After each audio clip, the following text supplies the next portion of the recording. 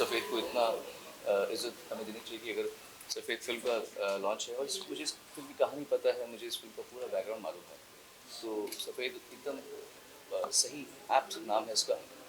और मतलब एक्चुअली सोचा नहीं था, बाई चांस जो देखा वही पहन लिया।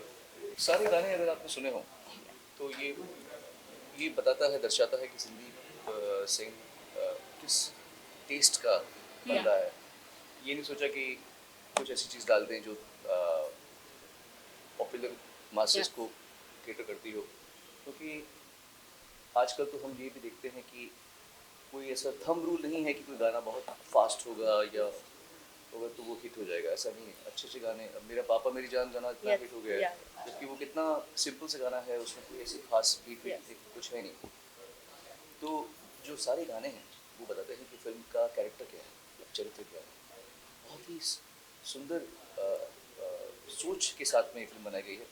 बाकी तो सक्सेस और सक्सेसफुल होना या ना होना ये तो भगवान की, परमात्मा के हाथों में है, लेकिन अपनी तरफ से ये करेज रखना और ये शक्ति रखना कि हम ऐसी चीज़ को सामने प्रस्तुत करें, ये बहुत बड़ी बात है।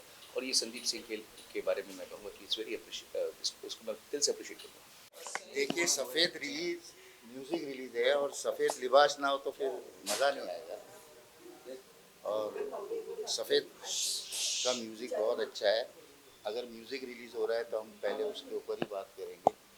और as a music director, as a composer भी मैं म्यूज़िक के बारे में बात करना चाहूँगा कि संदीप सिंह की ये फिल्म का म्यूज़िक मुझे इनफैक्ट बहुत अच्छा लगा, मुझे बहुत पसंद है।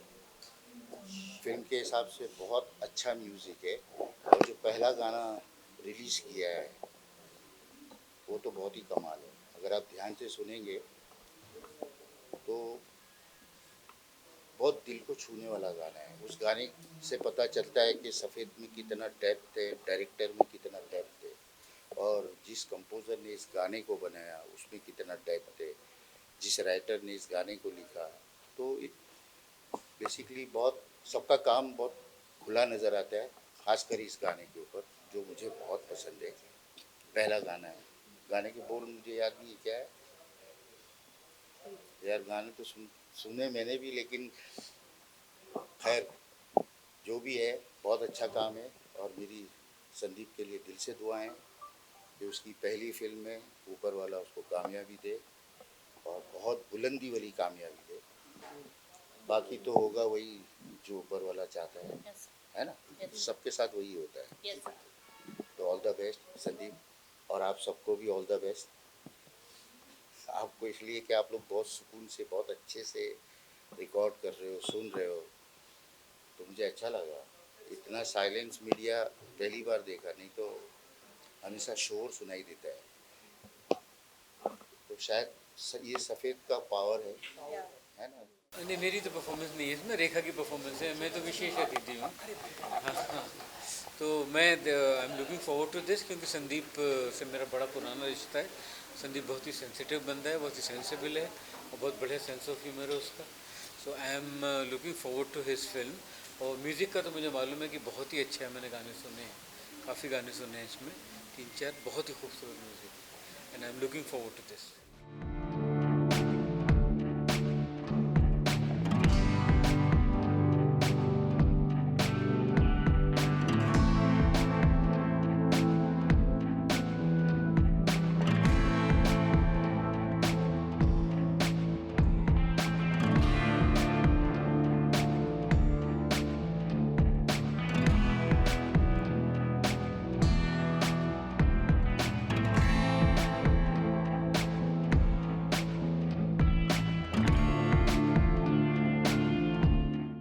Course, I have to say, सबसे पहले आज मतलब मैंने ऑनेस्टली ऐसा म्यूजिक लॉन्च कभी नहीं देखा है।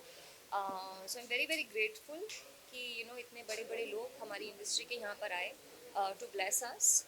सफ़ेद की journey if you ask me बहुत मुश्किल रही, बहुत मुश्किल, पर्सनली भी प्रोफेशनली भी बहुत बहुत मुश्किल रही। लेकिन आज जब हम फिल्म देखते हैं तो ऐसा लगता है कि कुछ तो सही किया। उस समय भी जो भी चल रहा था, आई थिंक ज़िंदगी में कुछ तो सही किया होगा। सो आई एम वेरी ग्रेटफुल कि सफ़ेद हैपेंड फॉर मी। मतलब एक ऐसे वक्त में मेरी लाइफ में जब शायद मैं कुछ भी ना कर पाती. So I think सफ़ेद उस समय you know मेरे पास आई and I'm very grateful to Sandeep for that. सफ़ेद मेरे लिए आई थिंक हम सबके लिए एक बहुत ही मुश्किल जर्नी रही है. इट्स बीन 1.5 साल हो गया हमने मूवी शूट करना शुरू किया था. A very difficult but a beautiful journey. बहुत मुश्किल मूवी थी शूट करने के लिए. दोनों कैरेक्टर्स बहुत ज़्यादा डिफ़िकल्ट थे. जैसे मैंने स्टेज में भी बोला था, जब मूवी की शूटिंग ख़त्म हुई थी तो मैंने संदीप को मैसेज किया था प्लेन से बैठ के कि I hope in my life I don't get to experience this ever again because there was so much pain in the character. और संदीप ऐसा डायरेक्टर है कि जो जब तक वो तुम्हारी अंदर से फीलिंग ना आए ना वो सेटिस्फाई नहीं होगा. सो मुझे काली बनना पड़ा और इसको चांदी बनना पड़ा और वो कैरेक्टर्स बहुत पेनफुल थे. So very painful journey but very enriching journey जो तुम्हारी सोल को अंदर से चेंज कर देती है. तो शूटिंग करके बहुत पेनफुल लगा लेकिन बाद में बहुत मज़ा आया. नो आई थिंक जो उन्होंने बोला बिल्कुल एकदम करेक्ट बोला. एंड द जर्नी, क्योंकि ये रंग ही सफ़ेद है और बहुत लोगों को पता भी है और कुछ लोगों को नहीं भी पता है कि ये ऐसा रंग है जिसमें सातों रंग समाये होते हैं. तो कहीं ना कहीं मुझे लगता है कि अगर हम इस बात को जान लें कि बोथ द कम्युनिटीज़ जो भी हमारी नॉर्मल सोसाइटी में प्रिवेल करते हैं, तो अगर हम ये छोटी सी बात अगर समझ लें कि हाँ किसी एक कम्युनिटी को अगर हम केज करके रखेंगे तो वो ऑल इन ऑल पूरी सोसाइटी केज हो जाएगी. क्योंकि हम एक दूसरे से ही बनते हैं, हम हमारी इंडिविजुअलिटी दूसरों के होने से ही है. तो आई थिंक वो इम्पोर्टेंस ऑफ थॉट एंड वो the realization of that thought is very important. And I think cinema is not just use for entertainment purpose now, it transcends. And वो आवाज़ जो शायद सफ़ेद उठाए वो दूर तक जाए और गूंजे एंड इट चेंजेस. सबसे पहले तो किसी भी चीज़ की जिम्मेदारी नहीं लेना ही जिम्मेदारी है.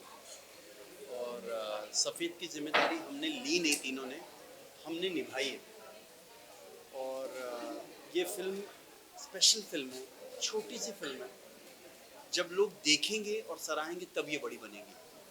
तो आज जो आशीर्वाद और प्यार मिला वो एक रिश्ते को मिला है. जो फिल्म को प्यार मिलेगा वो सिर्फ और सिर्फ पब्लिक ही दे पाएगी. और वो पब्लिक तभी दे पाएगी जब उस पर मीडिया का साथ होगा. मीडिया सिर्फ स्टार्स के फिल्मों को ही सपोर्ट करती है, स्टार्स के फंक्शंस पे ही जाती है, स्टार्स के बाइट्स को ही एडिटर्स चलाते हैं. ये जो फिल्म है वो दो ऐसे लोगों की कहानी है जिनको हम हमेशा अनदेखा कर देते हैं और उनसे हमेशा दूर भागने की कोशिश करते हैं.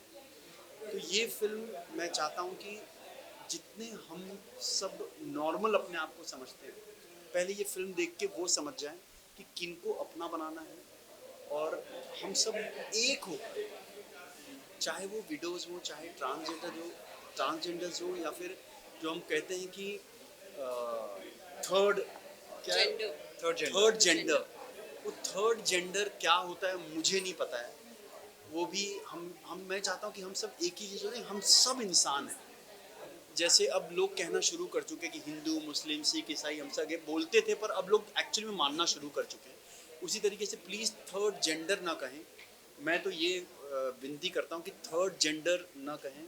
हम सब we are human being, we are not third genders to anyone. I think we are third gender, they are the first gender.